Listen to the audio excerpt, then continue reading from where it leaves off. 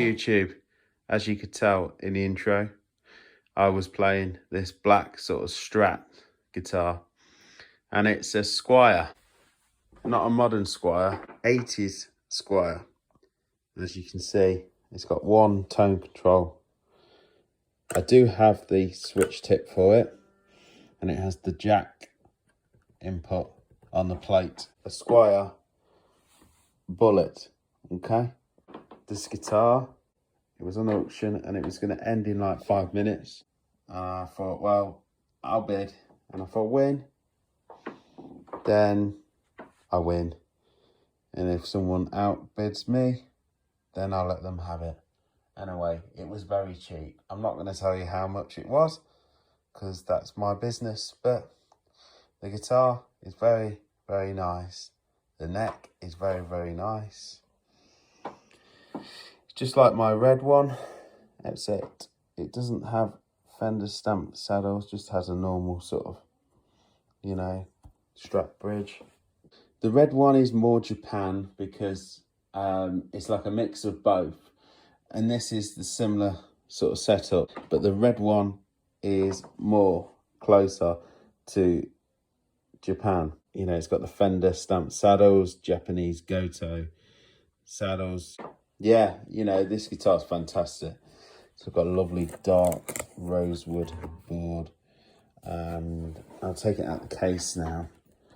It's got some lovely like Goto unbranded pegs, and this is the kind of stuff you would get on your standard Fender Mexicans at the time.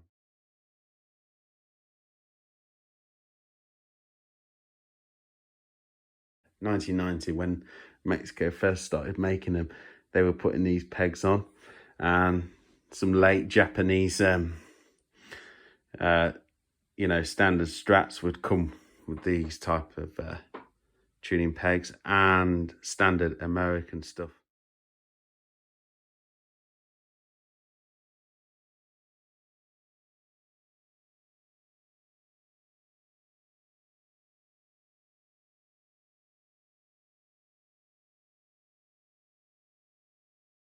My red one has like Fender stamped, red labeled Goto tuning pegs, which are very nice.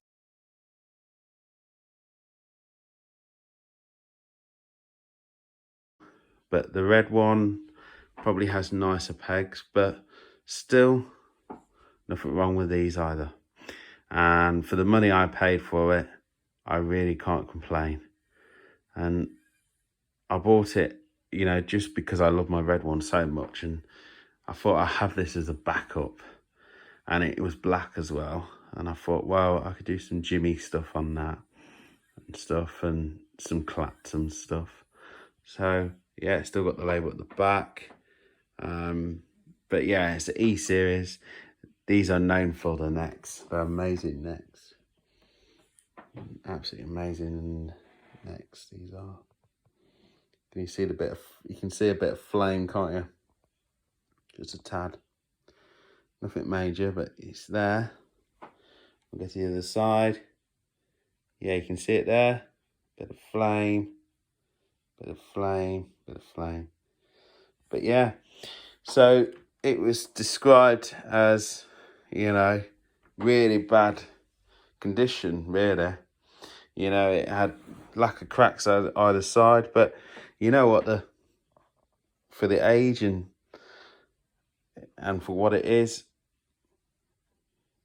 look at that.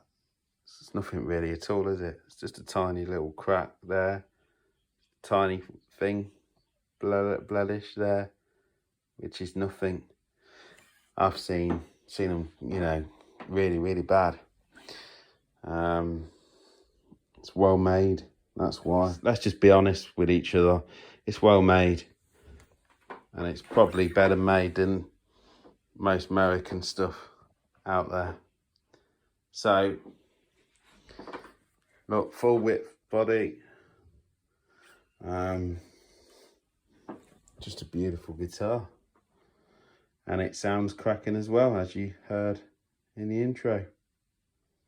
So yeah, so I've got a red one and I've got a black one. from what I know, this black one has thin pots, like thinner Japanese or Korean pots in it. The switch feels the same as a Japan switch, standard like Japanese switch.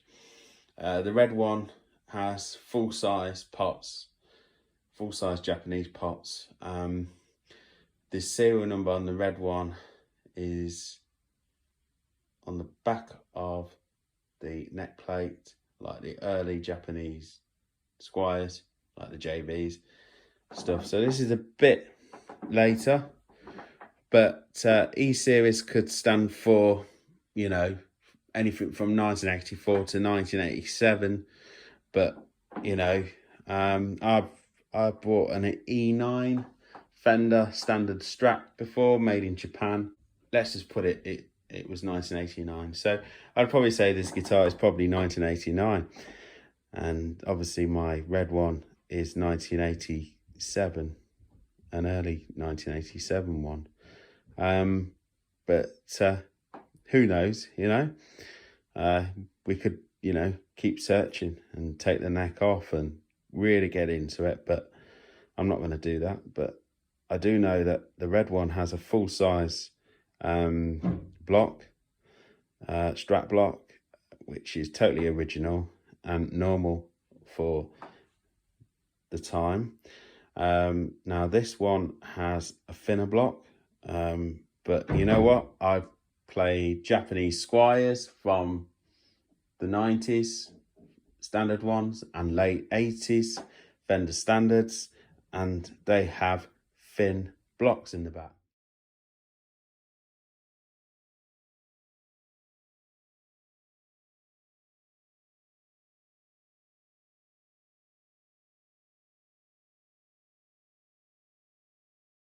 I've played American standards, and I've seen as well there's a thin block in the back. Quality control for Fender wasn't great, to be honest, like for how much they were. These Bullets are, you know, at the time, these were the cheap guitars, lowest of the low, really.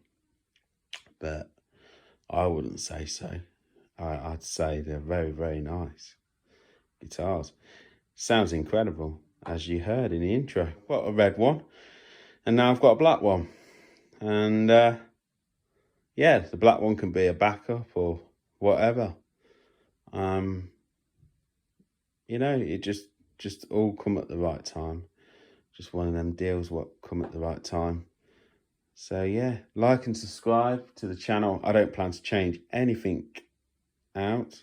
I don't plan to change the, you know, the block out. I'll show you a picture of the block now.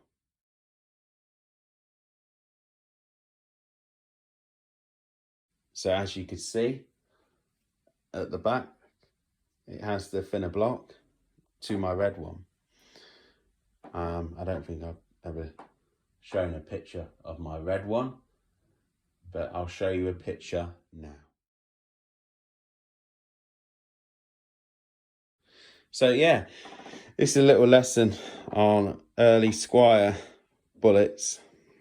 You know, people are chasing the E-series Squiers made in Japan, the normal sort of Strats, but they're kind of forgetting about these Bullets. You know, just because it says Bullet on it doesn't mean it's a cheap guitar.